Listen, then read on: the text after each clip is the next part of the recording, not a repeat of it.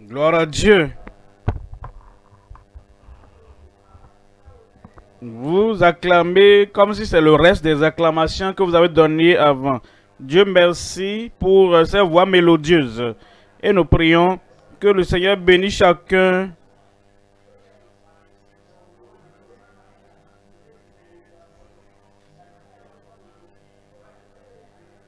Nous qui jouissons de prestations en ce moment au nom de Jésus. Nous avons 4 sessions aujourd'hui, demain, nous avons lundi et mardi. Et tous sont liés ensemble pour nous conduire à la puissance gracieuse et puissante du Seigneur dans le ministère et dans nos professions. Et je prie que toutes ces sessions, que vous vous rendez disponibles. Et le ciel va déverser les bénédictions sur votre vie, votre famille, votre ministère et votre profession au nom de Jésus. Prions ensemble. Père, nous te remercions en ce moment, nous bénissons ton nom. Nous te glorifions parce que nous savons que tu as appelé, tu nous as appelés, tu nous as recréés et tu nous as placés dans le ministère de notre profession afin que ton œuvre prospère entre nos mains. Nous prions, Seigneur, que tu confirmes ta grâce dans chaque vie, ta puissance dans chaque vie, et tu fasses une œuvre sans précédent dans chaque vie et dans la vie de chaque ministre, dans chaque professionnel au nom de Jésus. Merci Seigneur pour l'exaucement. Nous prions que cette session, que tu parles à chaque cœur et chaque cœur recevra tout ce que tu as réservé pour chacun au nom de Jésus. Merci Seigneur parce que c'est fait. Au nom de Jésus, nous prions.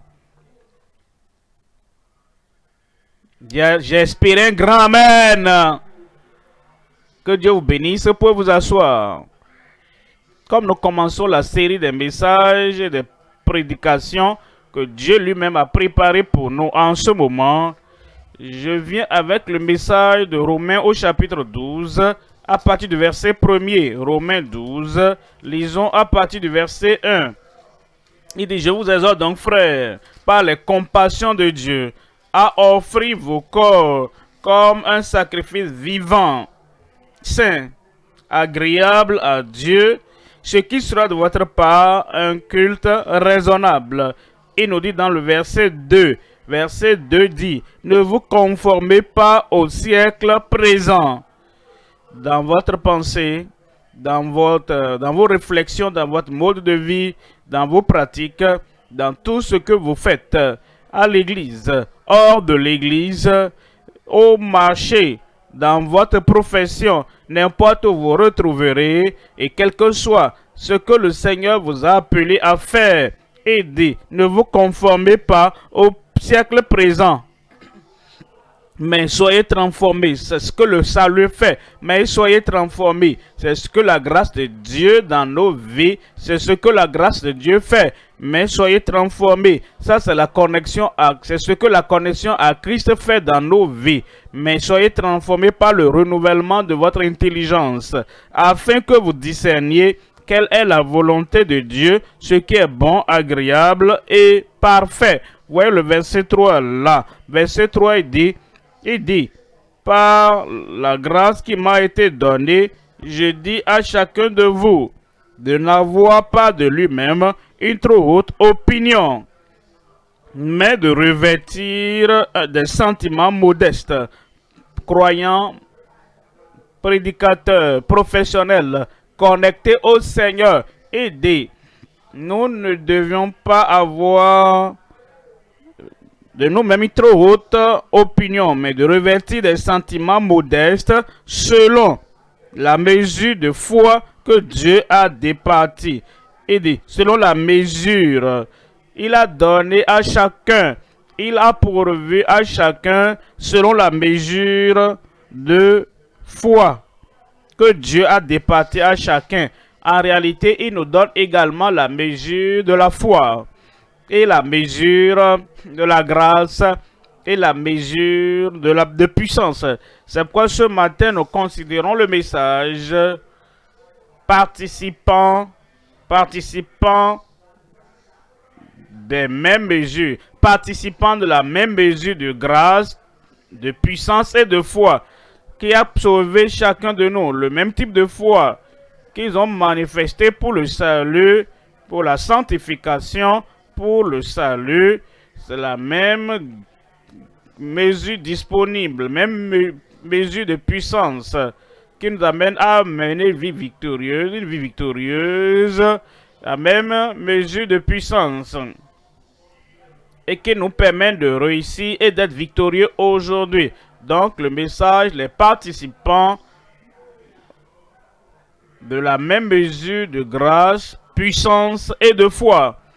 Et je divise le message en 3 parties. Premièrement, nous considérons le premier point, les possesseurs de la même mesure de foi. Et Christ est le même hier, aujourd'hui, et quand nous venons à lui, le don de foi, afin que nous puissions entrer dans les possessions multiples, les provisions multiples de la grâce de Dieu. Les possesseurs de la même mesure de foi, il nous donne la même mesure de grâce. Ainsi, deuxième point, les participants de la même mesure de grâce. Et troisièmement, ce seront les proclamateurs de la même mesure de puissance. Très simple, foi, même mesure, grâce, même mesure et puissance, même mesure. Et nous devenons possesseurs, nous devenons participants, nous devenons proclamateurs. Voyons le premier élément, premier point, les possesseurs de la même mesure de foi. Possesseurs de la même mesure de foi. Pensez donc à penser en vous-même tout ce qu'il veut que tu fasses, tout ce qu'il veut que tu accomplisses, partout il veut que tu ailles. Ce qu'il faut, c'est la foi en Dieu. Pas la foi Enoch, pas la foi Noé, pas la foi Abel, pas la foi Abraham, pas la foi Sarah, pas la foi Isaac, pas la foi, on nous parle de Jacob, pas la foi, on nous parle de tous ces héros de la foi. En Hébreu au chapitre 11, ils ont fait des choses différentes, mais ils avaient la mesure qui les a amenés à accomplir ce que le Seigneur leur avait donné, les avait appelés à faire. Et maintenant donc nous pensons et nous considérons la parole de Dieu. Qu'est-ce qui peut m'amener à être un possesseur, participant? Qu'est-ce qui peut m'amener à avoir cette même mesure de foi? Voyons, Romains une fois encore au chapitre 12. Et nous lisons le verset 3 qui dit: par la grâce qui m'a été donnée, je dis à chacun de vous. Voyez cela. Tu es inclus, je suis inclus. Nous sommes tous inclus. Chacun de vous de n'avoir pas de lui-même une trop haute opinion, mais de revêtir des sentiments modestes. Quand nous parlons de sentiments modestes, ça veut dire que nous ne sommes pas excités par la nature d'orgueil. Nous sommes humbles et nous comportons bien sans savoir que sans lui, la foi en lui, la connexion à lui, nous ne sommes rien. Mais avec lui, c'est quand nous avons des sentiments modestes, ayant des sentiments bibliques et ayant des sentiments selon les provisions de la parole de Dieu dans nos vies, nous avons des sentiments modestes selon la mesure de foi que Dieu a départi à chacun de nous. Voyons également 2 Corinthiens au chapitre 4, lisons à partir du verset 13 et vous verrez ce qui nous mentionne ici en particulier. Et comme nous avons le même esprit de foi, non, tu es né de nouveau, tu es enfant de Dieu et tu as tes droits dans la famille de Dieu. Tu as ton appel dans la famille de Dieu. Alors il dit, nous avons, vous et moi, nous, en tant qu'enfants de Dieu, individuellement, en tant que membres de la famille de Dieu, nous avons, et comme nous avons le même esprit de foi qui est exprimé dans cette parole de l'Écriture. Selon j'ai cru, c'est pourquoi j'ai parlé. Nous aussi nous croyons et c'est pour cela que nous parlons. Nous croyons la même mesure de foi. Laissez-moi vous présenter ça en 3 sessions. Premièrement, les hommes et femmes de la même mesure de foi. La même mesure de foi. Les garçons et filles dans la même famille, ayant la provision de papa et de maman. Ainsi donc, dans la famille de Dieu, les hommes et les femmes, nous avons la même mesure de foi. Deuxième élément dans le premier point, ministres et ouvriers. Nous sommes ministres, peu importe notre titre. Les apôtres, les évangélistes, ministres de toutes formes. Ouvriers qui soutiennent ces ministres dans le ministère, dans l'église. Ministres et ouvriers de la manifestation similaire de foi. Pensez à cela. La foi que j'ai, la foi qu'un ouvrier peut avoir, la foi que les dirigeants ont, la foi que les suivants peuvent avoir. Les ministres et les ouvriers dans la vie du Seigneur, les ministres et les ouvriers dans le ministère que Dieu nous a donné, que ce soit dans l'église, dans une profession, nous avons la manifestation similaire de foi. Troisième élément, nous verrons les miracles et les prodiges par les ministres de foi sanctifiés. Nous sommes dévoués à Dieu et Dieu a agi au-dedans d'eux. Et leur vie est différente de ce qu'ils étaient et faisaient. Parce qu'ils sont maintenant mis à part pour Dieu. Ils sont sanctifiés par Dieu. Ils sont rendus purs par Dieu. Nous avons les miracles, les prodiges par les ministres de foi sanctifiés. Prenons ces éléments un à un. Dans le premier point, les hommes et les femmes de la même mesure de foi. Les hommes et les femmes de la même mesure de foi. Laissez-moi vous montrer un homme et ensuite je vais vous montrer une femme. Et quand vous regardez Jésus interagissant avec eux et donc recommandant leur foi, l'homme, la femme avaient la même mesure de foi. Et aujourd'hui, les hommes et les femmes aussi bien que les hommes, peuvent avoir les mêmes mesures de foi. Voyons en Matthieu au chapitre 8, je vous lis le verset 8. Voyons un homme ici d'abord. En Matthieu chapitre 8, verset 8. Le centenier répondit, « Seigneur, je ne suis pas digne que tu entres sous mon toit. Mais dis seulement un mot et mon serviteur sera guéri. » Ici, voici un homme. Il n'est pas un homme élevé. C'est un homme comme vous et moi, ordinaire. Et il est venu au Seigneur pour la première fois. Il voulait la guérison, il voulait la délivrance pour son serviteur. Et le Seigneur a dit, je viendrai et je le guérirai. Mais il a dit, tu n'as pas besoin de te déranger autant, hein? Tu n'as pas besoin de marcher jusqu'à venir chez moi. Reste là où tu es et dis seulement un mot, sans aucune touche. Et sans imposer même les mains. Dis seulement un mot ici. Après tout, c'est comme ça notre Père Céleste a créé l'univers entier. Ainsi donc, il dit, dis seulement un mot et mon serviteur sera guéri. Vous voyez le verset 9. Dans le verset 9, car moi qui suis soumis à des supérieurs, j'ai des soldats sous mes ordres. Et je dis à l'un, va. Et il va. Je n'ai pas besoin de le toucher. Je n'ai pas besoin de le pousser. Je n'ai pas besoin de parler avec une voix hystérique, je parle avec ma voix normale. Et il entend cette parole, ce qu'il j'ai dit, ce n'est pas avec une voix manipulée, arrangée d'un ministre. Non, une voix normale. Je dis à mon serviteur, va. Et il va. Et je lui dis, viens. Et il vient. Et je dis à mon serviteur, fais cela. La voix normale, pas en criant. Et il fait cela.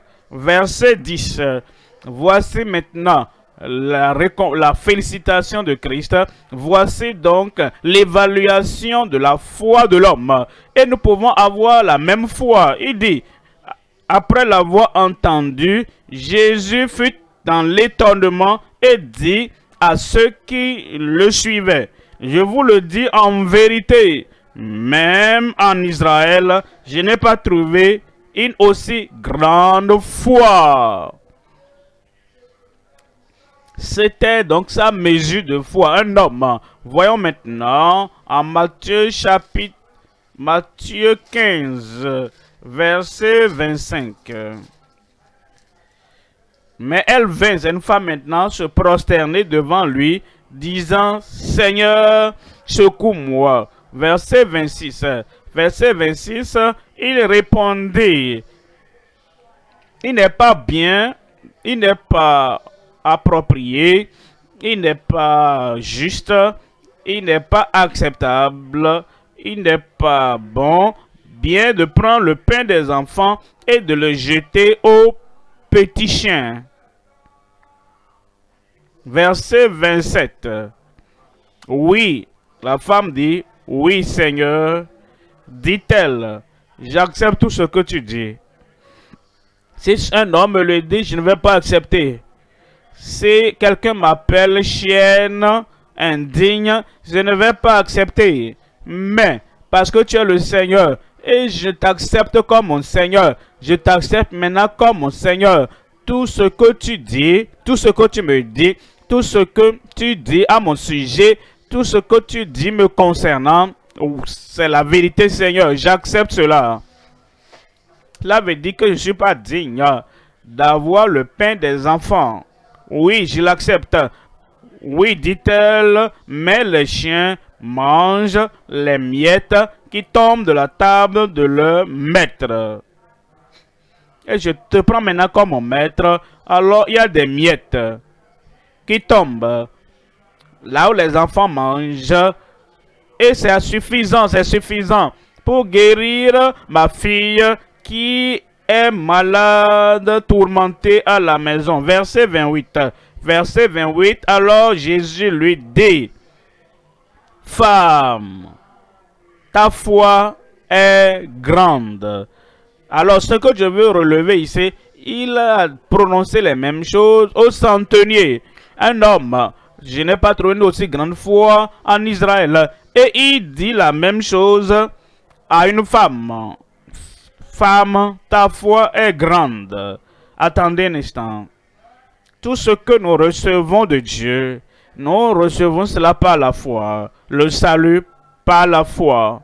L'homme ou la femme peuvent avoir cette même mesure de foi et pour avoir le salut, la sanctification, la sainteté de cœur, la sainteté de vie par la foi. Tu es marié, tu es célibataire, l'homme ou la femme, né de nouveau, pour être sanctifié par la foi. Ça ne doit pas appartenir à une dénomination donnée. Il ne doit pas venir de la même église ou d'une église. Ça ne doit pas venir du même niveau. L'homme, la femme peuvent avoir la même mesure de foi et être sanctifiés. La puissance du Saint-Esprit. Vous serez remplis, revêtus du Saint-Esprit et vous serez mes témoins à Jérusalem, dans la Judée, dans la Samarie et jusqu'aux extrémités de la terre. L'homme dans le premier siècle et l'homme dans ce siècle, par la foi. Tout est par la foi. Vous pouvez avoir la même puissance. Et ça, c'est la même chose pour la femme. La femme également par la foi peut avoir cette immersion, ce baptême, cette puissance du Saint-Esprit, parce que c'est par la même mesure de foi. Alors notre guérison, nous pouvons avoir la guérison, c'est par la foi. Est-ce que tu crois que je peux le faire? Oui, Seigneur. Un homme peut demander ça. Est-ce que tu crois? Oui, Seigneur. Une femme peut aussi répliquer comme ça. Oui, Seigneur. La même mesure de foi disponible pour nous, pour que nous soyons guéris ou pour être délivrés.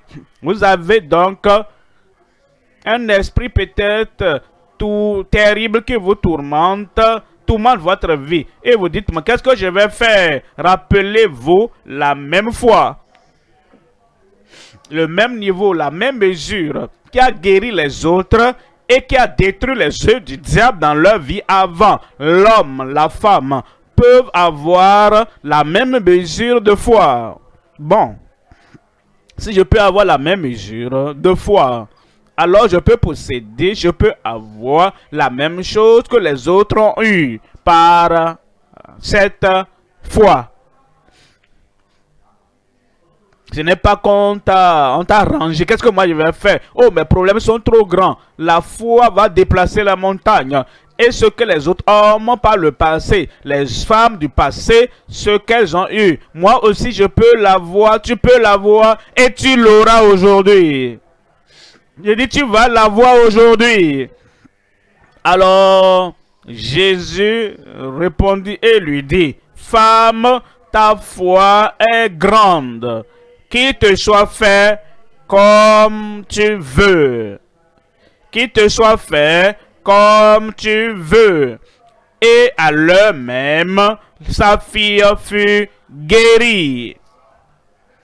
Voyons le deuxième élément maintenant. Dans ce premier point, les ministres et les ouvriers de la manifestation similaire de foi. Les ministres et les ouvriers. Vous voyez dans l'église primitive, ils avaient les ministres en haut là-bas. Et ils avaient les ouvriers qui étaient choisis pour soutenir et aider l'œuvre qu'ils faisaient. Voyons Actes des Apôtres au chapitre 3. Lisons le verset 6. Actes 3, 6. Alors Pierre lui dit, je n'ai ni argent ni or. Attendez, nous pensons que nous n'avons pas l'or et l'argent et que c'est terminé pour nous.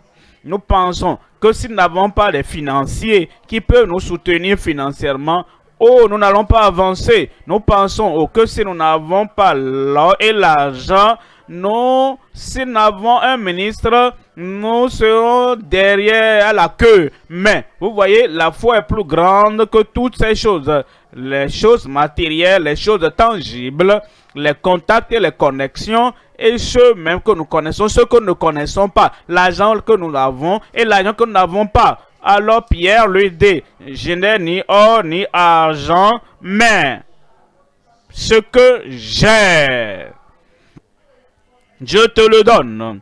Il y a des gens qui ne savent pas ou n'utilisent pas ce qu'ils ont. Parce que tout le temps, ils poursuivent ce qu'ils n'ont pas. Oh, je n'ai pas ceci, je n'ai pas cela. Mais qu'est-ce que tu as? Qu'est-ce que tu as? Mais ce que j'ai. Tu as Christ et tu dis que tu n'as rien.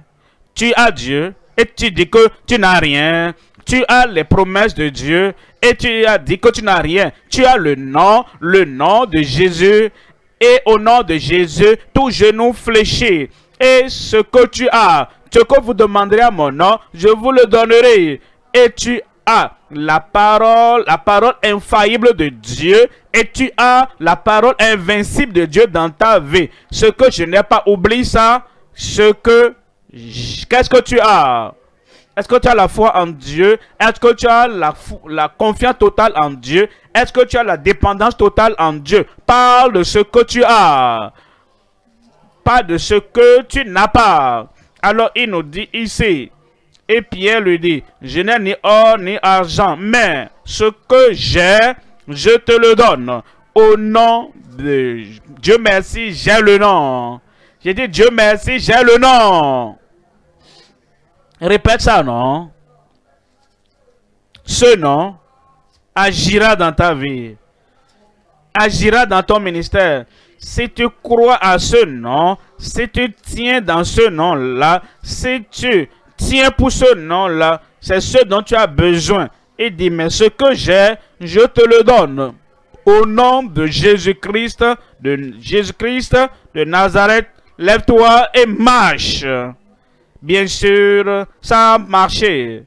Le diable ne peut pas empêcher tout ce que tu demandes au nom de Jésus. Voyons le verset 16. Verset 16 nous dit, c'est par la foi en son nom, ce n'est pas la voix de Pierre. En son nom, ce n'est pas la constitution de Pierre. Ah, il est différent de ce que je suis. À cause de sa constitution, à cause de ce qu'il est, à cause... Non, non, non, rien du tout. C'est la foi que nous avons en son nom. Et Pierre était ministre, Pierre était un apôtre. Et il dit, c'est pas la foi en son nom que son nom a raffermi celui que vous voyez et connaissez. C'est la foi en lui. C'est la foi en lui qui a donné à cet homme cette entière guérison en présence de vous tous. Ça, c'est la mesure de foi pour un ministre. Voyons maintenant pour un ouvrier. Un ouvrier. Nous voyons Actes des Apôtres, chapitre 8, verset 5. Acte 8, verset 5. Philippe, l'un des diacres, choisi pour servir les repas à ceux qui avaient à manger. Il était juste un serviteur ouvrier. Philippe étant descendu dans la ville de Samarie, il prêcha le Christ. Verset 6, on nous dit, il dit, les foules tout entières étaient attentives à ce que disait Philippe lorsqu'elles apprirent et virent les miracles qu'il faisait. Comment est-ce qu'ils l'ont fait? Au nom de Jésus. Le nom de Jésus dans la bouche de l'apôtre, le nom de Jésus dans la bouche d'un diacre, d'un serviteur. Ça produit les mêmes choses parce que nous avons la manifestation similaire de foi. Que tu sois un apôtre ou bien simplement un ouvrier. Verset 7. Verset 7 dit, car des esprits impurs sortis de plusieurs démoniaques en poussant de grands cris. Pas une seule personne, pas une seule personne démoniaque, mais de plusieurs. De beaucoup de paralytiques et de boiteux furent guéris. Les mêmes miracles, la même puissance, la même manifestation de foi. Rappelez-vous de Pierre qui disait à cet homme, est-ce que vous voyez Philippe disant à ce paralytique, et ils étaient guéris. Non seulement ça, vous voyez verset 8, on nous dit, et il eut une grande joie dans cette ville. Le point ici, la même foi pour les hommes et les femmes, la même mesure de foi, la manifestation de foi dans la vie des ministres et dans la vie des ouvriers. Et cette même foi va produire des miracles et des prodiges. Troisième élément maintenant, troisième élément, les miracles et les prodiges par les ministres de foi sanctifiés. Les ministres de foi sanctifiés. Rappelez-vous, le salut par la foi, la sanctification par la foi. Nous n'avons pas besoin de déménager pour aller dans une autre église, dans une autre assemblée ou dans un autre ministère avant d'être sanctifiés. Ces gens-là, ils mettent l'accent tellement sur la sanctification, leurs membres sont sanctifiés. Alors, toi aussi, mets l'accent sur la même chose. Mets l'accent sur les Écritures. Mets l'accent sur ce que Dieu lui-même a exigé rechercher la paix avec tous et la sanctification sans laquelle personne ne verra le Seigneur.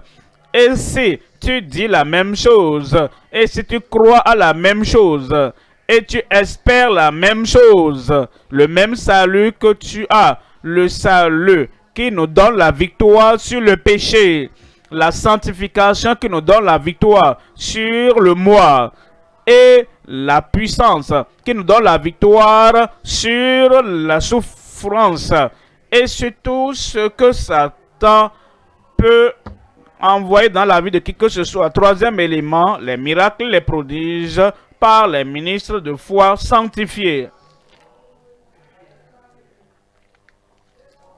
Ça viendra à travers toi.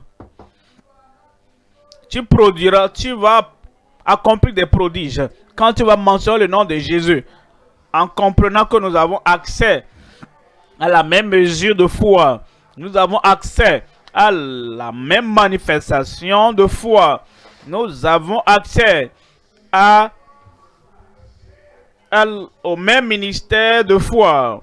Voyons Ésaïe au chapitre 8, verset 18. Ésaïe chapitre 8, 18. Ésaïe 8, 18.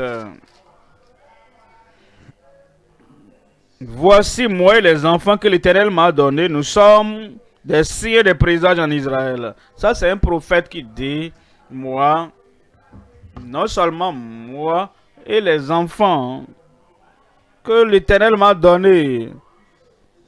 Christ pouvait dire ça.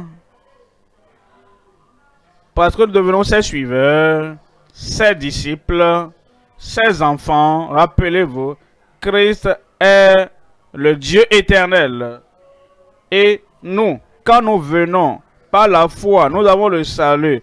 Nous devenons membres de la famille de Dieu.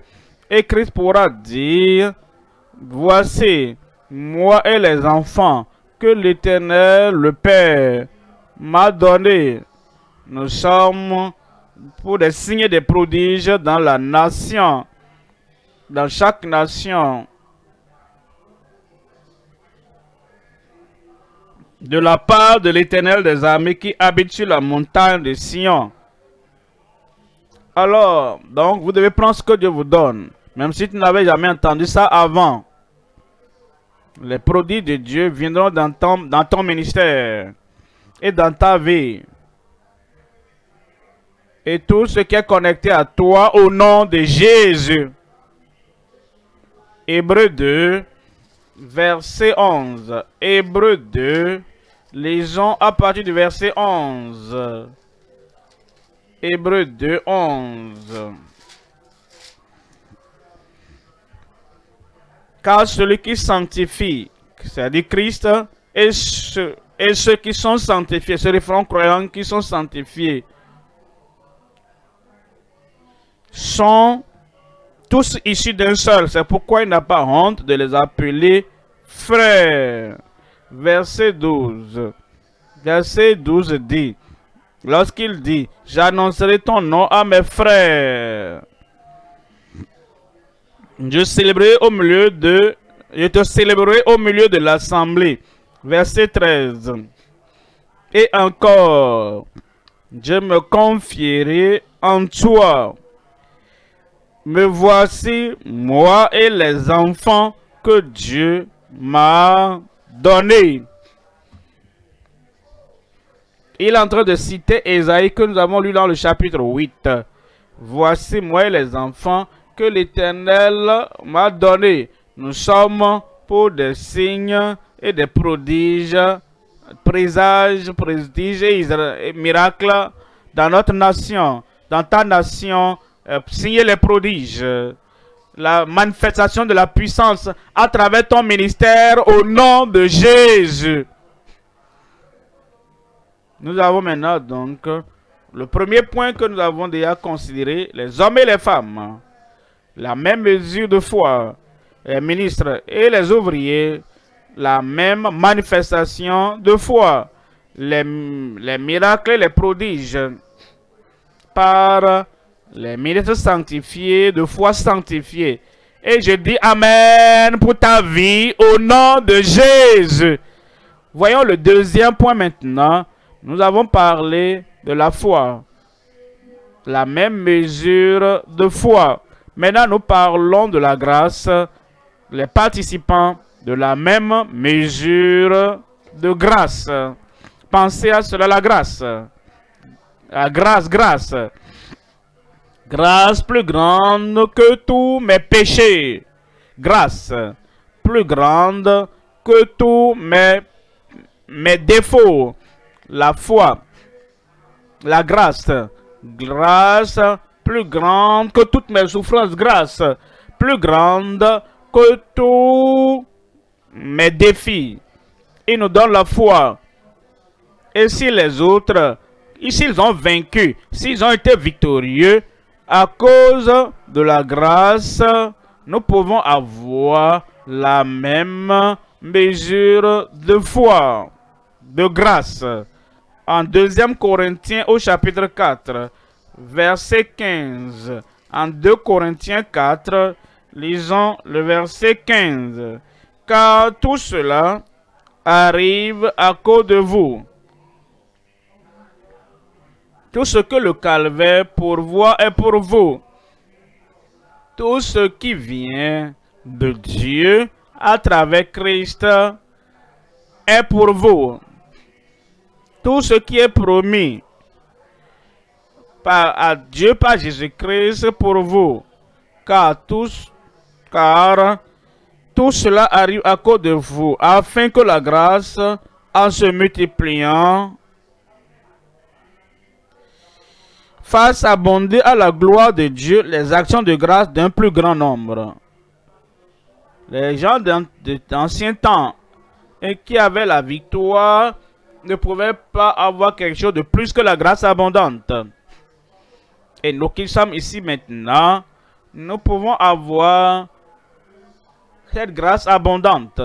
Et ça viendra dans ta vie. Ça va couler dans ta vie. Participant de la même mesure de grâce. Divisons cela aussi en 3 parties afin de mieux comprendre. Premièrement,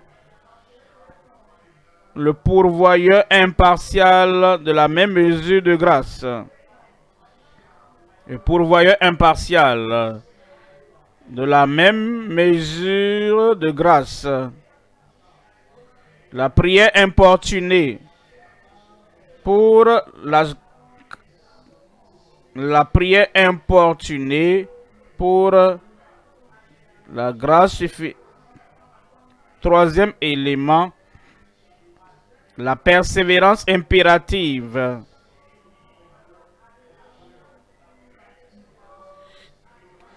Dans la mesure de grâce durable. La même mesure de grâce.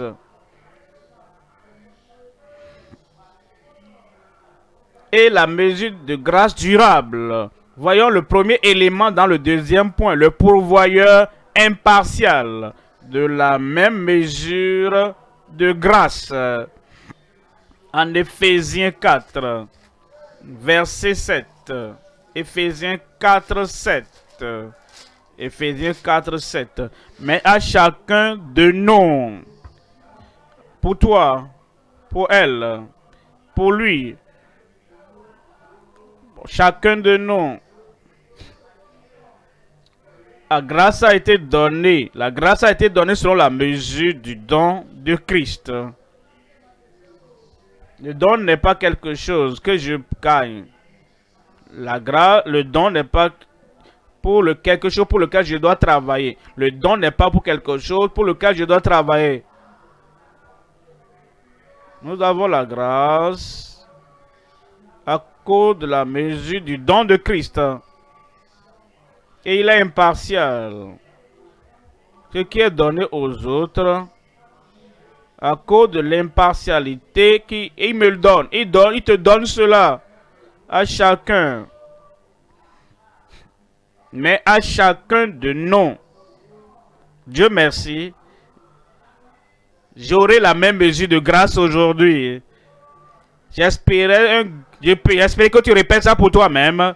Gloire à Dieu. j'aurai la même mesure de grâce dans chaque situation. Amen. À chacun de nous a été donné la grâce selon la mesure du don de Christ. Voyons Tito chapitre 2, verset 11. Tite 2, 11. Car la grâce de Dieu,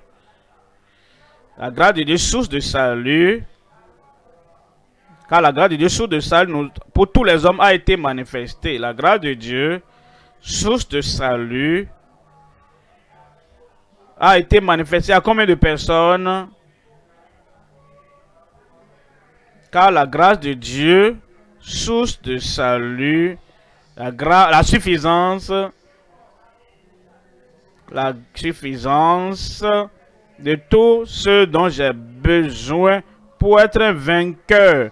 Car la grâce de Dieu qui apporte la force et la grâce de Dieu qui nous fortifie de l'intérieur. Quelqu'un qui a l'air fatigué. Je ne peux plus rien faire d'autre. Car la grâce de Dieu a été donnée à tous. La même mesure de grâce. Car la grâce de Dieu, source de force, a été manifestée à tous les hommes. Rappelez-vous, dans notre faiblesse, dans notre indignité, c'est la grâce qui nous bâtit et fait de nous ce que nous devrions être. Car la grâce de Dieu, source de salut, source de plein salut, a été manifestée à tous les hommes. Verset 12. Elle nous enseigne à renoncer à l'impiété et au convoitisme mondain et à vivre dans le siècle présent selon la sagesse, la justice et la piété. Verset 13, il nous dit, en attendant la bienheureuse espérance et la manifestation de la gloire du grand Dieu et de notre Sauveur Jésus-Christ. Verset 14, qui s'est donné lui-même pour nous. Qui s'est donné lui-même pour nous. Comment Paul a-t-il fait cela? Tout ce qu'il a fait, Christ s'est donné lui-même pour Paul. Comment Pierre a-t-il vaincu et réalisé tout ce qu'il a réalisé, vaincu tout ce qu'il a pu vaincre? Christ s'est donné lui-même pour Pierre. Tous ces croyants de l'église primitive, comment ils ont pu avoir la victoire, le triomphe et la puissance victorieuse en eux. Christ s'est donné pour chacun et ils ont réalisé cela.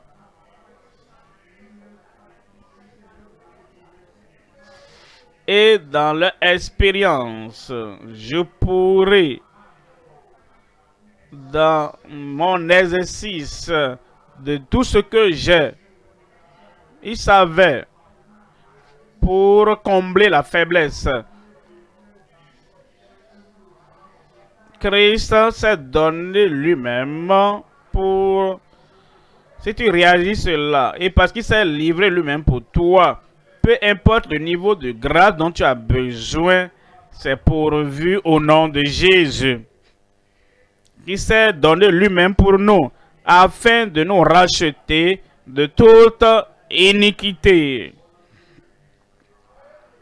Ça donne donc la lumière à ceux qui disent: j'ai vaincu tel péché, j'ai vaincu telle iniquité, j'ai vaincu tel type de tentation. Mais c'est comme si ceci est particulier. Voici le main de ma vie. Ne dis plus jamais ça. Il s'est donné lui-même afin de me racheter de toute iniquité. Il a la même grâce disponible. Quelqu'un dit: oh, le vol convulsif est mon défi. Tu ne peux plus dire ça. parce qu'il nous rachète de toute iniquité. Quelqu'un dit, je suis un croyant,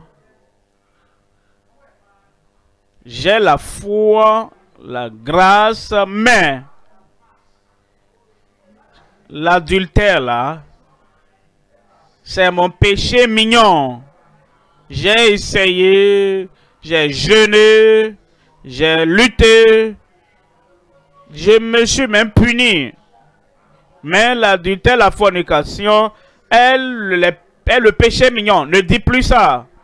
Est-ce que tu me dis que le sang de Jésus, que la grâce de Jésus et la puissance que nous avons en Christ ne peut pas anéantir, détruire et te donner l'autorité du triomphe sur la fornication et l'adultère, parce que tu sais, il dit Christ s'est donné lui-même pour nous afin de nous racheter de toute iniquité et de se faire un peuple qui lui appartienne, purifié par lui et zélé.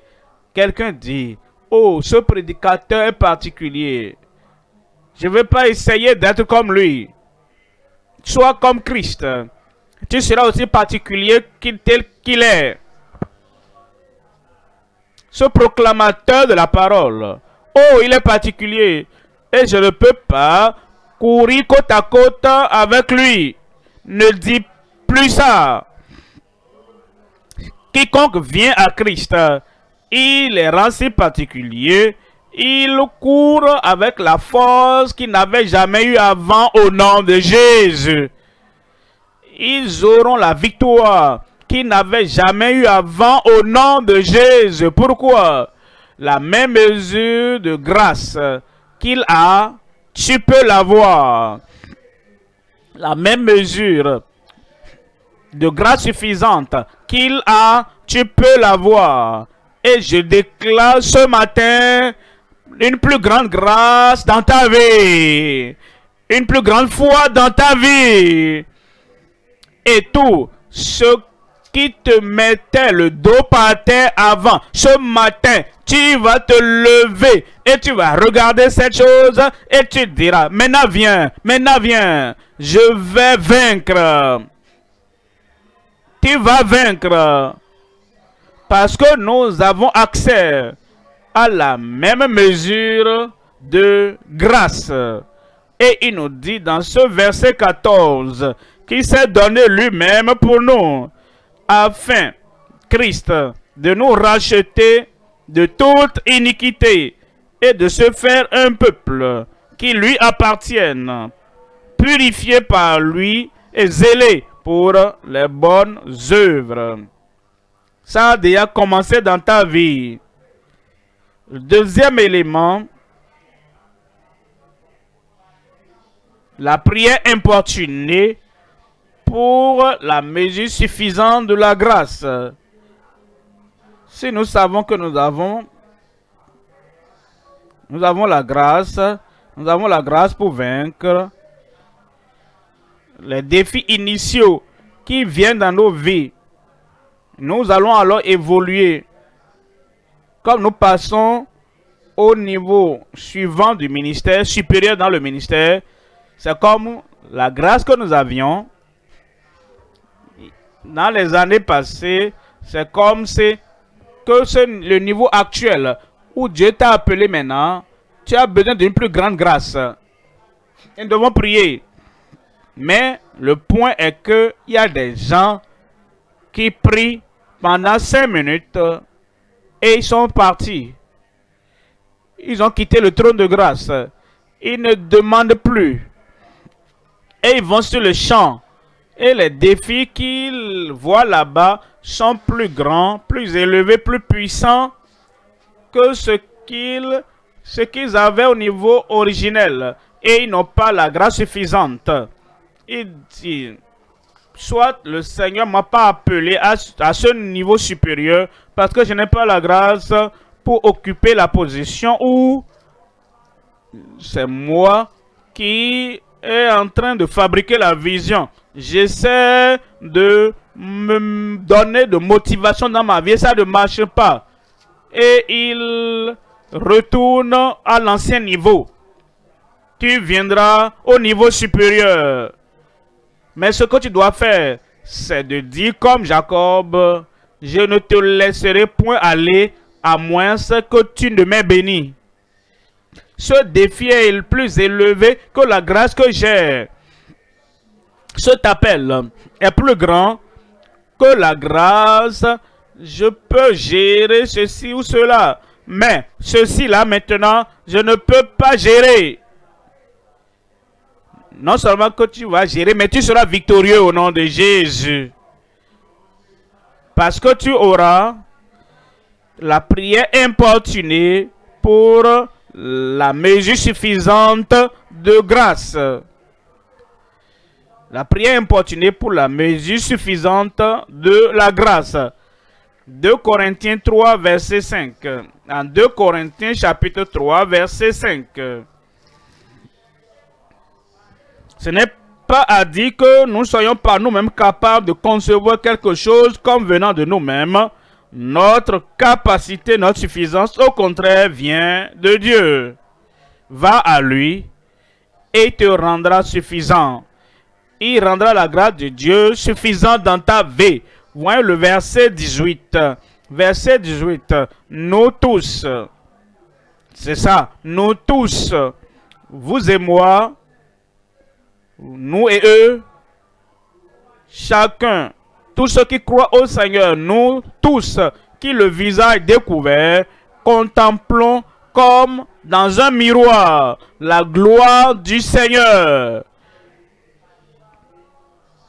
Nous sommes transformés en la même image, de gloire en gloire, comme par le Seigneur l'Esprit. Si j'ai prié pendant 5 minutes et la grâce suffisante n'est pas venue, reste là pour aller au marché, pour acheter quelque chose en particulier, et tu n'as pas eu ça, reste là-bas, regarde autour, cherche, jusqu'à ce que tu obtiennes la raison pour laquelle tu es allé au marché. Pourquoi es-tu allé prier? Pour avoir la grâce suffisante. Est-ce que tu l'as eu? Non. Reste là alors. Prie. Demande. Sois importuné. C'est la raison pour laquelle tu es allé prier. Ce n'est pas simplement pour prier. Tu veux prier pour avoir la grâce suffisante pour tout ce dont tu as besoin, pour ton ministère, pour ta vie, pour ta famille. Reste là pour recevoir la grâce suffisante avant de te lever. Élie, qu'est-ce que tu fais là-bas? Je prie. Pourquoi pries-tu? Je prie pour la pluie. Est-ce que tu n'es pas fatigué? Tu restes là et tu es là depuis longtemps. Non. Et tu envoies ton serviteur, va et vois. Et le serviteur est revenu. Je ne vois rien. Il a continué à prier. Il ne s'est pas levé. Va encore. La deuxième fois. Et il est allé. Est-ce que tu as vu ce que je demande? Rien, pas encore. Et il a continué à prier. Va encore. Va encore. Jusqu'à 7 fois. Pourquoi est-ce que sommes-nous si pressés? Quand tu pries. Et tu as prié pendant quelques minutes et tu n'as pas eu ce que tu veux. Tu te lèves. Et tu parles à tel. Je te demande. Est-ce que ce bavardage, cette conversation-là, est-ce que cette interaction-là, plus grande que ce que tu demandais? Non, monsieur. Alors, pourquoi est-ce que tu suscites le moins pour le meilleur? Retourne là-bas et fais comme Jacob. L'ange a dit, laisse-moi aller car le jour se lève. J'ai lutté toute la nuit pour une raison. Je voulais une bénédiction spéciale. Parce que j'ai un problème spécial. Et tu veux aller. Moi, je n'ai pas eu la raison pour laquelle je priais. Je ne te laisserai pas aller. À moins que tu ne m'aies béni. Voici l'apôtre Paul. Le messager de Satan qui le souffletait. Et l'apôtre Paul qui est fort à crier à Dieu. ceci est trop. Si ça continue, je ne pourrai pas achever mon ministère. Il a prié une fois, pas d'exaucement. La deuxième fois, pas d'exaucement. Il n'a pas abandonné. Nous avons besoin que les problèmes soient réglés. Nous voulons que la grâce soit suffisante. Il a prié encore la troisième fois. Et la voix est venue. Maintenant tu as la grâce et ma grâce est suffisante pour toi. Ça, c'est en ce moment-là qu'il a dit gloire à Dieu. Je peux maintenant me lever et faire ce que je suis censé faire. La plupart des gens prient un peu avant que l'exaucement ne vienne et avant que la grâce ne soit suffisante dans leur vie. Mais nous devons continuer à faire la prière importunée jusqu'à ce que l'exaucement ne vienne. Et ça va venir. Dans ta vie, ça va venir. La grâce de Dieu sera suffisante pour toi au nom de Jésus. En Hébreux chapitre 4, verset 16. Hébreux chapitre 4, verset 16. Hébreux 4, 16. Approchons-nous donc avec assurance du trône de la grâce, afin d'obtenir miséricorde et de trouver grâce pour être secouru dans nos besoins. Troisième élément dans le deuxième point, c'est la persévérance impérative dans la mesure de foi durable. La mesure de foi, la mesure de grâce disponible, durable. La persévérance impérative dans la mesure de grâce durable. Il y a des gens qui ont besoin de la grâce dans le salut. Mais la grâce doit continuer pendant toute notre vie. Dans la tentation, demande la grâce. Dans les épreuves, demande la grâce. Dans les défis, demande la grâce. Dans les difficultés, demande la grâce. Dans la confusion, demande la grâce. Dans l'échec et dans la rétrogradation, demande la grâce. Dans les situations difficiles de ta vie, quand les montagnes s'opposent à toi et il semble que tu ne peux pas passer par le tunnel, tu ne peux pas traverser, tu ne peux pas avancer et les montagnes t'arrêtent, à ce niveau-là, ce dont nous avons besoin, c'est la grâce. Et la grâce de Dieu va soutenir notre vie au nom de Jésus. Hébreux 10. Hébreux chapitre 10, verset 37. Hébreux 10, 37. Encore un peu de temps, celui qui doit venir viendra et ne tardera pas. Celui qui viendra, viendra. Celui qui doit venir viendra et ne tardera pas. Amen. Je sais que principalement, cela se réfère à la venue du Seigneur. Nous l'attendons.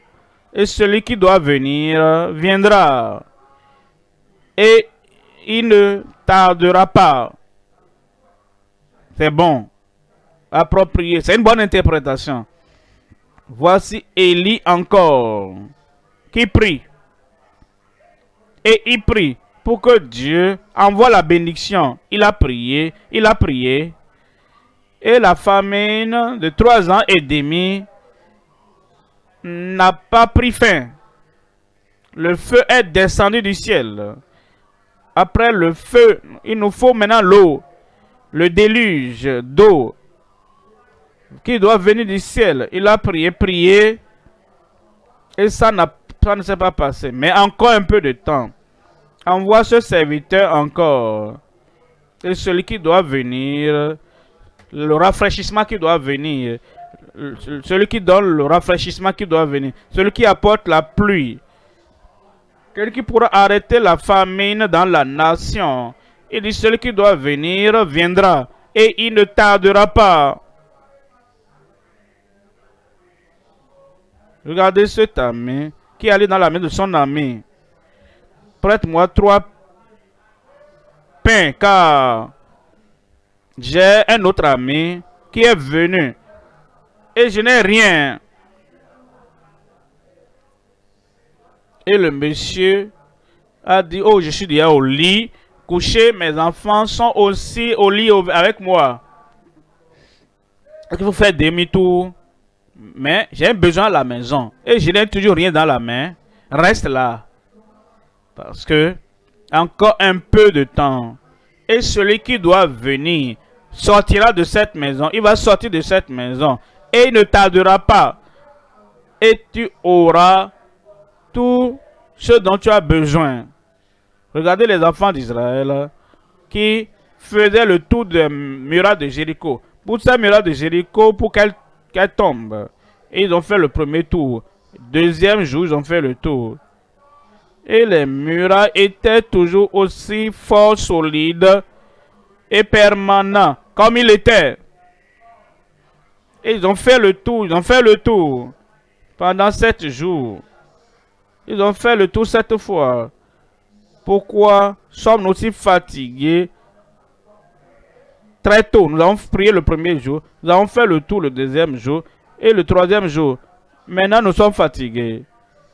Et la personne qui doit venir du ciel et renverser ces murailles de Jéricho, elle n'est pas encore venue. Il dit encore un peu de temps. Et celui qui doit venir viendra et ne tardera pas. Ah, j'abandonne pratiquement. Pendant des années, j'ai prié. Je voulais la puissance du Saint-Esprit qui m'amènera à accomplir tout ce que je dois accomplir. Et j'avais des amis qui n'avaient pas ce type d'objectif. J'avais des amis, des croyants qui n'avaient pas ce type de consécration. Ils ont prié. Et ils étaient remplis du Saint-Esprit. Et ils ont parlé en langue. Et ils venaient me dire, ils voulaient s'agenouiller à côté de moi, prier à côté de moi, en train de parler en langue, pour que j'attrape, je comprenne. J'ai dit non, attendez, je ne cherche pas le parler en langue, je cherche la puissance qui va bombarder tout ce qui est devant moi et détruire toute la puissance de l'ennemi. Je ne cherche pas des photocopies. J'ai dit gardez ça. Et j'ai continué à prier. Et dit encore un peu de temps. Celui qui doit venir viendra et ne tardera pas. Pourquoi pries-tu? N'abandonne pas. Je n'ai pas abandonné. Moi, je n'ai pas abandonné. Je n'ai pas quitté. Je n'étais pas découragé. Pourquoi? Pourquoi le Seigneur ne m'a pas encore donné ce que je cherche?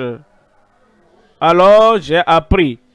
Quand vous plantez le maïs, ça pousse rapidement. Mais quand c'est coco, l'arbre, ça prend plus de temps. J'ai réalisé que je plantais l'arbre de coco et ce n'était pas du maïs. Et ceux qui l'ont coupé. Et tout ce qu'ils voulaient, c'était de dire, oh, j'ai parlé en langue. Le maïs a poussé rapidement en moins de 6 mois. Mais la noix de coco a plus de valeur que ton maïs. N'est-ce pas? Reste là. N'abandonne pas. Ça, il viendra. La puissance, ça va venir. La gloire, elle va venir. Oui, encore un peu de temps. Et celui qui doit venir, viendra. Et ne tardera pas. Verset 38. Verset 38. Et mon juste vivra par la foi. Le juste vivra par la foi. justifié par le salut du Seigneur. Le juste vivra par la foi. Deuxièmement, le juste appelé dans le service et dans le ministère pour faire face à Pharaon. Et il est allé, Pharaon dit, quitte devant moi. La prochaine fois que tu me verras, tu perdras ta vie. Mais pas la foi. Pas la foi. Il est reparti encore. Et tu retourneras encore au même endroit. Le juste vivra par la foi. Il y a la mer Rouge. Le juste vivra. Il a vécu en Égypte. Pharaon n'a pas pu le détruire. Déjà, il a vécu jusqu'à ce dernier jour. Quand ils sont sortis, quand je verrai le sang, je ne passerai pas des chevaux. Maintenant, il est déjà sorti d'Égypte. Il n'y a pas d'eau à boire. Le juste vivra par la foi. Alors il y avait des serpents dans le désert, tuant des gens, détruisant des gens. Le juste vivra par la foi. Ils étaient à la mer Rouge. Ils devaient traverser. Parce que si vous êtes noyé à la mer Rouge, comment pouvez-vous vivre? Si vous devez traverser la mer Rouge de problèmes et vous devez passer à l'autre bord, le juste vivra par la foi. Les Amalécites les ont rencontrés sur le chemin. Et les Amalécites et leur armée, ils étaient plus forts que la petite armée envoyée avec Josué. Mais le juste vivra par la foi. Ce que je vais relever ici, ce n'est pas seulement au moment du salut. Oui, au moment du salut, nous sommes justifiés par la foi. Mais aussi longtemps que nous avançons, évoluons, il y a des choses auxquelles nous serons confrontés. Et le juste, le justifié dans le royaume de Dieu doit donc se rappeler, attendez un instant, j'ai la même mesure de foi que les héros des temps anciens. Maintenant, le juste vivra par la foi. S'il se retire, c'est là où les enfants d'Israël, et c'est ce qu'ils essayaient de faire. Regardez Pharaon, regardez les chars, ils voulaient repartir en Égypte. Si quelqu'un se retire, ah, nous n'avons pas d'eau à boire. Et l'eau que nous avons trouvée est amère. Ah, ça c'est marrant. Qu'est-ce que nous allons faire? Est-ce que nous ne devons pas nous retirer, partir en Égypte si quelqu'un se retire? Regardez les défis. Oh, la confédération des Cananéens. Oh, ils se disaient, ah, ceux qui ne savent pas prier pour la grâce suffisante dans leur vie, ceux à quoi ils peuvent penser. Oh, regardez ma montagne, je vais faire demi-tour. Regardez mon défi, je vais faire marche arrière. Regardez ma persécution, je vais faire marche arrière. Maintenant, le juste vivra par la foi. Mais si quelqu'un se retire, mon âme ne prend pas plaisir en lui. Avant d'être sauvés, nous prenons plaisir. Il a pris plaisir en nous, après nous a envoyé l'évangile et nous l'avons reçu. Quand nous sommes sauvés, nous sommes devenus des enfants particuliers de Dieu avec la sanctification. Parce que nous sommes particuliers, attachés à lui, il prend plaisir en nous. Mais, si quelqu'un se retire, mes défis sont beaucoup. Si je me retire, la tentation est très forte. Ma chair demande quelque chose. Si je donne le plaisir pécheur à ma chair, qu'elle demande, je sais que ma chair va se calmer. Mais je me serai retiré. Et si tu te retires du péché, tu te retires dans l'ancienne vie, tu te retires pour retourner dans l'ancienne Égypte, pour retourner dans les plaisirs de la chair. Si quelqu'un, quel que soit son visage audacieux, quel que soit ce qu'il leur dit, quel que soit son orgueil, quelle que soit sa position. Si quelqu'un se retire, mon âme ne prend pas plaisir en lui. Et si Dieu n'a pas de plaisir en toi, parce que tu t'es retiré en privé et tu es parti satisfaire la chair, au lieu de satisfaire notre Père Céleste, et le ciel n'a plus de plaisir en toi. Te balader en souriant, riant, en donnant tel témoignage, c'est sans valeur, ce n'est rien. Ce dont tu as besoin, c'est que tu dois revenir au Seigneur, afin que ta vie soit lavée encore, purifiée encore, pour que ta vie et ta foi et la grâce de Dieu en toi soient rafraîchies. Alors, le Seigneur prendra plaisir en toi. Verset 39. Verset 39. Nous ne sommes pas de ceux qui se retirent pour se perdre. Nous n'allons plus retourner dans l'ancienne Égypte. Nous n'allons pas retourner à l'ancienne vie. Nous ne faisons pas partie de ceux. La foi est disponible, la grâce est disponible, la bonté de Dieu et la provision de Dieu sont disponibles. Mais nous ne sommes pas de ceux qui se retirent pour se perdre, mais de ceux qui ont la foi pour sauver leur âme. Quelqu'un dira Amen là-bas. Troisième point maintenant. Troisième point. Les proclamateurs avec la même mesure de puissance.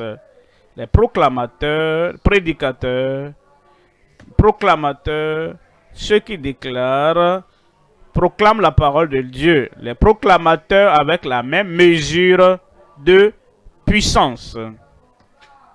Réfléchissez avec moi. Le monde dans lequel Pierre, Jean, Jacques, les apôtres ont servi, ont vécu, la population était très petite. Maintenant, le monde dans lequel nous vivons, le monde dans lequel nous prêchons, la population est beaucoup, beaucoup plus grande. Réfléchissez encore. Ceux que les apôtres Pierre, Jacques, Paul et autres, à qui ils ont prêché, ils n'avaient pas trop de sophistication dans les péchés. C'est vrai, ils étaient des péchés, tous sont péchés et sont privés de la gloire de Dieu. Mais le monde que nous servons, il y a de la sophistication dans le crime, la sophistication dans l'occultisme, la sophistication dans le mal, dans le satanisme, beaucoup plus que dans le monde que les apôtres avaient connu.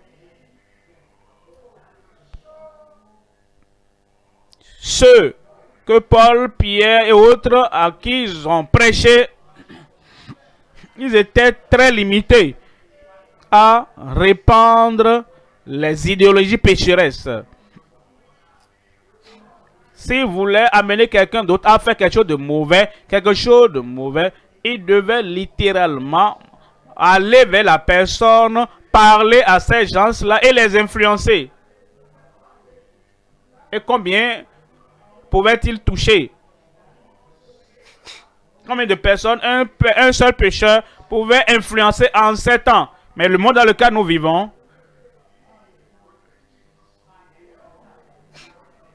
ceux qui répandent le mal et qui corrompent les autres, ils ont plus d'outils maintenant entre les mains qu'ils peuvent utiliser pour influencer. Un criminel peut influencer quelqu'un à des milliers de kilomètres loin de là où, avec les outils qu'il peut utiliser. Ce que je veux dire, les défis sont plus grands maintenant, les défis sont plus élevés pour les proclamateurs de l'évangile. Est-ce que nous pouvons avoir moins de puissance? lorsque nous avons de plus grands défis et de plus grands problèmes que ces premiers disciples, et espérer vaincre, espérer avoir la victoire et le triomphe dans les temps, dans la vie, dans le monde où nous vivons, que ces autres apôtres, il y a de cela plus de 2000 ans, nous avons besoin donc, si nous n'avons pas une grande puissance, nous avons besoin de la même mesure de puissance. Est-ce que vous êtes d'accord avec ça? Et te voilà. Tu es né en ce lieu, en ce moment, dans cette génération. S'ils avaient cette puissance triomphante qui les avait amenés à aller dans tout le monde, évangéliser le monde, nous avons besoin de la même puissance. C'est pourquoi nous considérons les proclamateurs avec la même mesure de puissance. Nous l'aurons. Je l'aurai. En Romains 15, 19. En Romains 15, verset 19.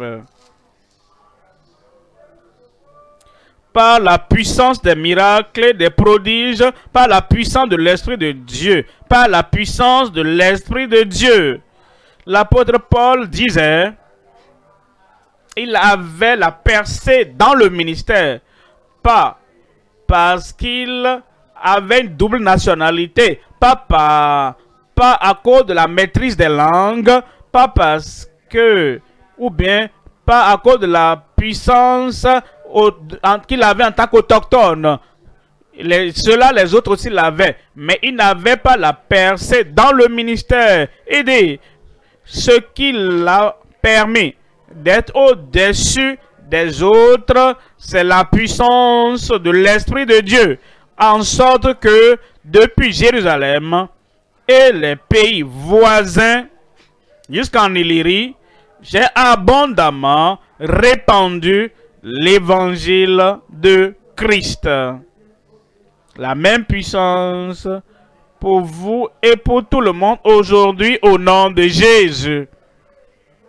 Il y a 3 éléments ici. Premièrement,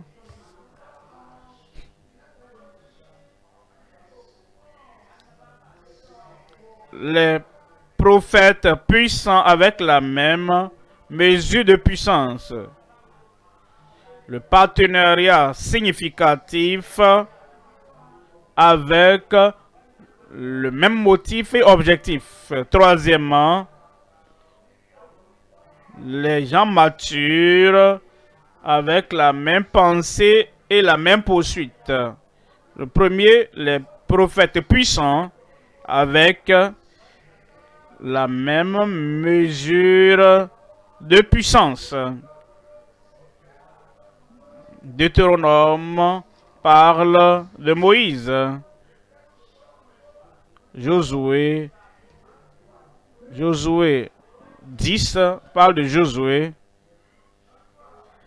Luc 24, 19 parle de Christ. Romains 15 parle de Paul. Prenez-les un à un. Moïse. Regardez la puissance qu'il avait en Égypte, dans le désert, jusqu'à ce qu'il ne parte. Ouais, Josué. Supposez que Josué dise, je n'ai pas besoin de la même puissance que Moïse avait, parce qu'il n'y a plus de Pharaon maintenant, mais les Cananéens étaient là. Je n'ai pas besoin de la même puissance que Moïse avait, parce que nous n'allons pas traverser encore la mer Rouge, mais Moïse, nous devons traverser le Jourdain. Je n'ai pas besoin de la même puissance, parce que je ne suis pas Moïse, mais tu es Josué. Josué avait un de plus grands défis à affronter. Il avait le défi de circoncire tous ces milliers, pour ne pas dire des millions de personnes qui étaient nées dans le désert. Il avait besoin de puissance pour convaincre ces Israélites que cela doit être fait, même en ce moment. Alors, Moïse avait un seul Égypte à vaincre. Josué avait une confédération de nations à vaincre. Moïse a divisé la mer Rouge. Josué avait à arrêter le soleil. Ne dis jamais, parce que je ne suis pas Moïse, je n'ai pas besoin de la même mesure de puissance. Parce que je ne suis pas Josué, je n'ai pas besoin de la même mesure de puissance. Comme tu viens dans le Nouveau Testament et tu vois Paul, l'apôtre, toutes ces nations, tous ceux avec qui il a été, ils étaient des adorateurs d'idoles, les idolâtres. Et les enfants d'Israël étaient têtus, endurcis dans leur tradition. Et arrivaient à vaincre les montagnes de tradition d'idolâtrie. Dans ces lieux-là, il avait besoin de la même mesure de puissance. Aujourd'hui, comme Dieu nous a appelés, les choses auxquelles nous sommes confrontés, le ministère que nous exerçons a besoin de cette même mesure de puissance. Et il va te la donner.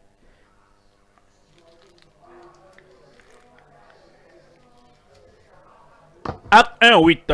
Mais vous recevez une puissance, le Saint-Esprit survenant sur vous. Le Saint-Esprit va venir sur toi. Là où tu ne pouvais pas aller avant, tu iras là-bas. Ce que tu n'arrivais pas à faire avant, tu le feras.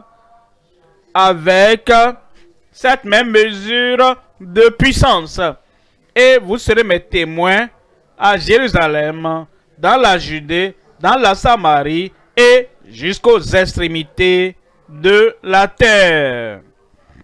Deuxième élément, le partenariat significatif avec le même motif, et objectif. Le même motif et objectif. Quel est notre motif? Accomplir la grande commission. Quel est notre plan? Quel est notre objectif? C'est d'aller partout dans le monde et de prêcher la bonne nouvelle à toute la création. Toute autre raison pour le partenariat, c'est moins que ça. Le partenariat pour le nombre, c'est moins que ça. Le partenariat, afin que nous puissions avoir une voix unie pour parler au gouvernement, c'est moins que ça. Le motif et l'objectif du partenariat, c'est pour que nous puissions, dans notre rassemblement, lorsque nous conjuguons nos efforts, que nous puissions aller dans le monde pour accomplir l'appel que Christ nous a lancé à l'Église. En Jean chapitre 17, 21. En Jean 17, lisons le verset 21. Afin que tous soient un, comme toi, Père, est en moi, et comme je suis en toi, afin que aussi soient un en nous. Partenariat. Pour que le monde croie que tu m'as envoyé. Ça, c'est l'objectif pour le partenariat. Ça, c'est un partenariat significatif pour que nous rassemblons nos ressources, nos talents, nos dons et que nous mettons notre force ensemble pour aller sur le terrain où nous pourrons atteindre les pécheurs et ils viendront au Seigneur. Troisième élément, les gens matures avec la même pensée et la même poursuite. Les gens matures ayant les mêmes pensées et poursuites. Une pensée rafraîchie. Une pensée recréée, reconstruite. Une pensée juste. Alors la même poursuite. Nous poursuivons cet objectif. Nous poursuivons dans le champ de l'évangile pour atteindre ce que nous devons atteindre. Parce que nous devons être matures, des gens matures. Nous ne sommes pas assez argumentants sur des choses non essentielles. Nous ne sommes pas assez. Au lieu de combattre le diable, nous combattons l'autre église, l'autre dénomination, un combat inutile.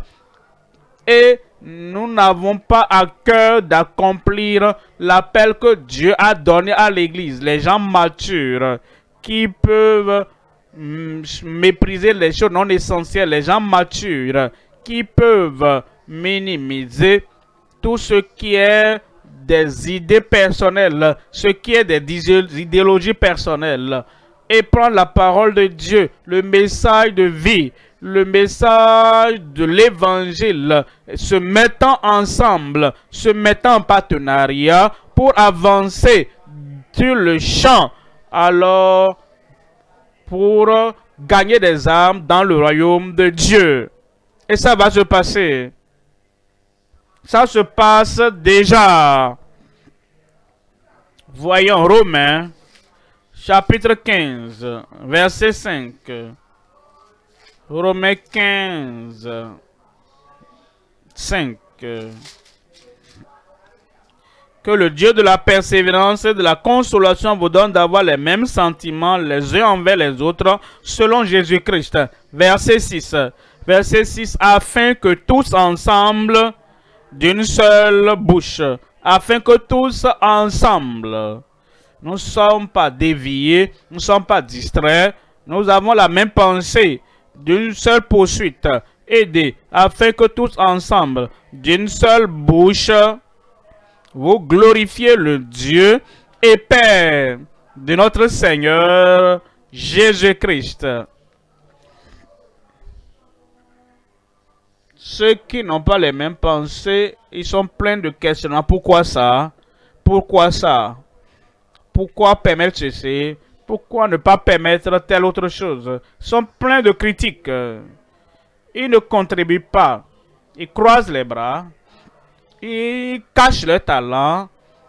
Ils sont simplement là, regardant ceux qui courent et le CD. Sois tranquille. Mais toi, tu croises les bras. Ne ferme pas les yeux. Pense à la pensée de Christ.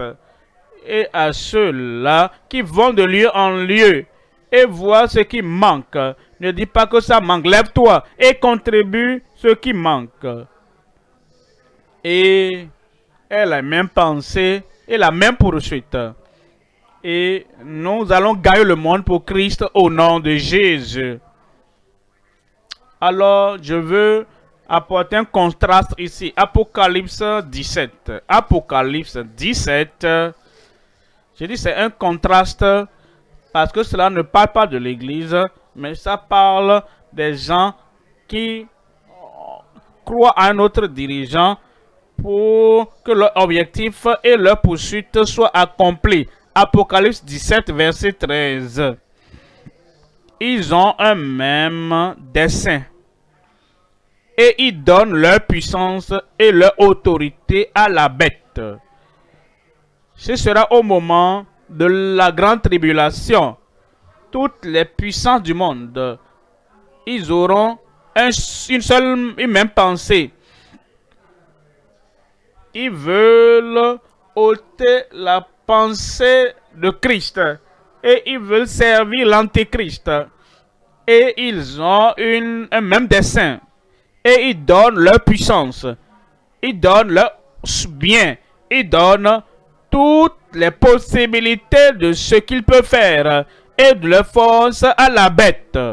Verset 14. Verset 14. Ils combattront contre l'agneau. Ils combattront. Ils vont s'unir. Ils auront un même dessein. Ils auront un même but. Ils auront un même objectif. Ils auront même poursuite. Et le motif est, ils combattront contre l'agneau. Si les ennemis de l'évangile peuvent oublier la couleur de leur peau, s'ils peuvent oublier les différences de langue et de culture, s'ils peuvent oublier toutes les choses qui pouvaient les séparer, cependant, ils donnent toutes leur force, leur puissance, leur activité tout ce qu'ils ont, s'ils engagent cela pour un seul dessein, combattre l'agneau, et ils livrent un combat qui est perdu d'avance, et l'agneau les vaincra, car il est Seigneur, il est le Seigneur des seigneurs, le roi des rois. Parce qu'il est le Seigneur des seigneurs et le roi des rois. Et les appelés, les élus et les fidèles qui sont avec lui les vaincront aussi. Si les ennemis de la croix, les ennemis de l'évangile, les ennemis du salut, les ennemis de Christ, s'ils ont la même pensée, la même poursuite, et n'abandonnent jamais, et le peuple de Dieu, les enfants de Dieu, les ministres de Dieu, les dirigeants des différentes dénominations de l'Église, oui, nous avons des différences dans ceci, dans cela, mais nous sommes unis en Christ le Sauveur. Nous sommes unis en Dieu le Père, le Fils et le Saint-Esprit. Nous sommes unis dans le fait que sans Christ, personne ne peut être sauvé. Nous sommes unis. Si quelqu'un n'est pas né de nouveau, il ne peut pas voir le royaume de Dieu. Alors, reste dans... Élevez cette unité. Travaillez dans cette unité. Retrouvez-vous en partenariat dans cette unité et allez de l'avant et gagnez les perdus pour Christ. Ce sera fait. Dans notre génération, ce sera fait. Avec vous et moi et les autres, ce sera fait au nom de Jésus. La même mesure de foi, la même mesure de grâce, la même mesure de puissance. Et nous sommes prêts à conquérir le monde pour Christ. Est-ce que vous êtes là? Est-ce que vous êtes d'accord à cela? Pourquoi ne pas te lever et dire, Seigneur, voici notre temps. La même foi, la même mesure de grâce, la même mesure de puissance. Tout ce dont nous avons besoin, tout ce qu'il faut abandonner, abandonne cela. La rétrogradation, le péché, tout ce qui va empêcher ton progrès, notre progrès, dans cet appel que Dieu nous a lancé. Repentez-vous de tout et dites, Seigneur, me voici. Seigneur, me voici. Seigneur, me voici. Oubliez toute autre chose. Tout ce qui nous empêche, tout ce qui nous empêche, tout ce qui va nous amener à tomber, à déchoir. Lève-toi et fais l'œuvre auquel Dieu nous appelle. C'est la même foi pour toi, disponible pour toi. La même grâce est disponible pour toi. Déjà pourvu pour toi. La même puissance. Parle à Dieu. Impartial. Parle à Dieu. Avec importunité dans la prière. Parle à Dieu. Avec persévérance. Et le Seigneur te donnera tous ceux dont tu as besoin pour que nous soyons un avec le peuple de Dieu. Et nous allons gagner